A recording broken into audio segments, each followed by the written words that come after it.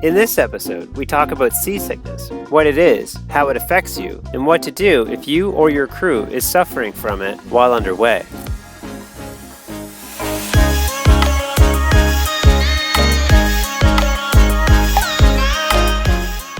Last time, on Sailing Balachandra, we made a video about the concerns of theft and piracy for boaters in the Caribbean, now and during the COVID-19 pandemic. If you're new to the channel, I'm Dan and my partner is Noel, and we're sailing Balachandra. We sailed all the way from Nova Scotia, Canada to the Caribbean. We're sailing all around the Caribbean right now, making YouTube videos, and some of them like this one just to help you guys out if you're new to sailing. If you haven't subscribed to our channel, just go below this video, look for the big red subscribe button, press that button. This week's video is all about seasickness, what it is, who is affected, what to do if it happens to you, how to prevent it, what to do in extreme circumstances, and remedies that are natural or drug remedy or extreme remedy or even illegal remedies. All in this video. I hope you enjoy it. First of all, not everybody gets seasick. Some people are prone to motion sickness. Other people are not affected by motion sickness whatsoever.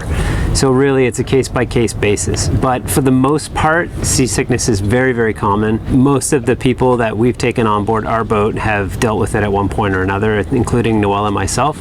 And we've tried lots of different remedies, and we have some of that information to share with you guys.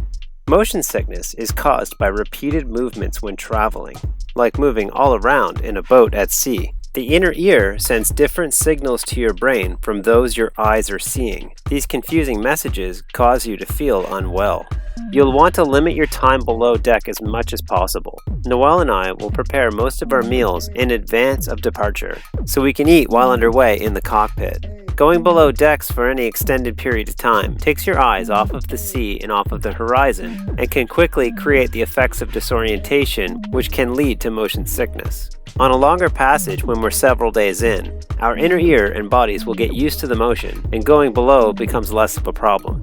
On a long passage, after a few days, I can go below for several hours and work and not get seasick. But it's a good practice to limit the time you spend below decks, especially in rough seas, unless you're going below to sleep, which is recommended as a remedy for seasickness. It's probably a good idea not to consume alcohol during the voyage, and although it may be tempting, try not to go out and have a bender the night before. Naturally, a good hangover and seasickness do not go hand in hand. It would be a wicked combination, and I don't recommend it. Breathing in diesel fumes from the engine is probably the worst cause of seasickness. Even if you've been at sea for several days and felt no symptoms of seasickness, breathing in diesel fumes will make you feel sick, whether the boat is in motion or not, which will contribute to the feeling of seasickness and in general is just unhealthy. Sometimes, if the boat is dead downwind and you're running the diesel engine, the diesel fumes will enter the cockpit. Sometimes there's not much you can do about this. If possible, try to limit the amount of exposure you have to diesel fumes. Sometimes we turn the boat a few degrees, just so that the fumes do not blow directly into the cockpit. Before you leave an anchorage or start a voyage, it's a good idea to flush out each head you have on board. Any stagnant water left in the lines of your head will probably have a less than desirable odor. Going below is bad enough underway, but going below to use the head, flushing, and being hit with a bad odor can also trigger seasickness. If you can remember to do so, it's probably a good idea to give the head a good flush before leaving port. When you do your food prep for a voyage, make sure that whatever you're bringing will not turn your stomach. There are some foods that I've eaten underway while seasick that have turned me off of those foods, and if I were to eat those foods again while sailing, it might make me seasick. It might just be me, but it's something to consider when doing your food prep. I like to have snacks and meals that I really enjoy. Even if they're unhealthy, good snacks and good meals set the mood for a good voyage. And foods that feel good will improve your appetite, and a good appetite is the opposite of seasickness. Being cold on board in rough seas is another contributing factor to seasickness. It's a good idea to keep warm clothing handy, in the cockpit or near the gangway, that you can easily grab on watch, in an attempt to keep yourself warm. When we sailed down from Canada, we had many cold weather days, and staying warm was a real challenge. Being cold in rough seas can bring on some nasty seasickness. My number one seasickness cure is to helm the boat. Take the helm and watch the horizon. Keeping your eyes on the horizon will sync up your inner ear with the motion of the boat and should settle out the feeling of motion sickness. Sleeping is the #1 cure for seasickness. If you can, try to go below, find a comfortable berth, and try to sleep. When you sleep, all of the symptoms causing your motion sickness should reset, and your body and inner ear might settle with the motion. If so, chances are when you wake up, your motion sickness will be gone and you will be ready to take a shift or eat a meal. There are some people who are very prone to motion sickness, and even sleep will not work. If underway and seasickness has taken you, there are some natural remedies which I've already mentioned, like sleep, taking the helm, or watching the horizon. Another natural remedy is ginger tea, ginger ale, ginger cookies, or just about anything with ginger in it. Ginger root is a natural anti-nauseant. A drug like Dramamine can work after the onset of seasickness. However, there will be a time period before the drug takes effect.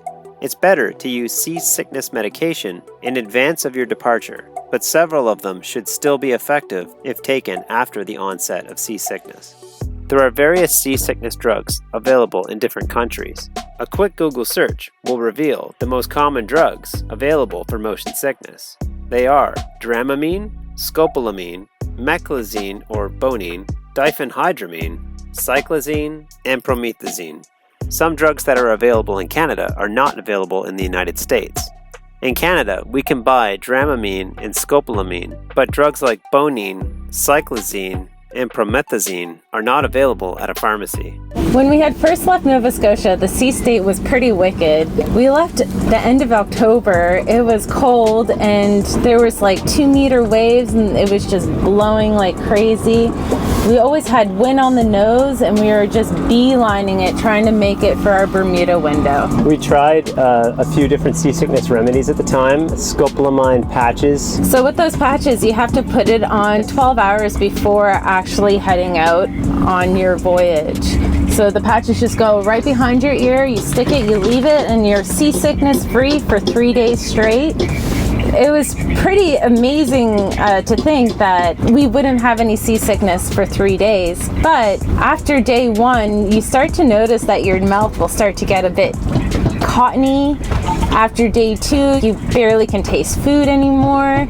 And we had no idea that you were supposed to drink 3 times the amount of water that you typically would drink on the patches. Keep in mind, if you are going to be taking these seasickness patches, it's really important to really get that water intake. I call them astronaut patches because they work so well. Like, you can have any kind of motion and you won't get sick, but it does make you feel really strange, and it's not our go-to. It's kind of like a backup more for us because we don't really like being on those patches. But if we're expecting really, really rough weather and stuff, we will take them. After the first 3 days, I didn't want to go on the patch anymore. I felt pretty content just winging it, but Dan kind of pushed me to do another 3 days and replace the patch. So after 6 days in total, I was just done with the patches. We still had really rough seas, but I was pretty used to the motion of the boat at this point, and I just decided I could go without. Dan, on the other hand, was still having a bit of seasickness and went for another 3 days after that. So he did 9 days in total on the patch. In Canada, there's a drug called Gravol, which is actually Dramamine. There were a few nights where I did feel a bit nauseous, and I decided to take a Gravol. The Gravol would just knock me out. Like, I was just out. Dan would wake me up for a minute just to help with a line here, pull in that, pull in this, and then I would just lay down and just pass out again. I just could not keep my eyes open on Gravol. So when Noelle takes a Dramamine, she is almost out of commission. We'd be sailing together and doing things together, and then Noelle would just disappear. And I'd be looking around for her, and you know, if she'd have taken a Dramamine, she's basically sleeping. And even when I would need her to take a shift or something, I don't think she could. It knocks her flat out. It affects everyone differently, though. It's just my reaction to it. Dramamine is known as a drug to make you sleepy. There's a children's version that they give kids when you're driving and they're prone to motion sickness in a car. So, you know, and they do sleep. So you might want to take that into consideration if you plan on taking Dramamine. You know, it's probably going to make you drowsy.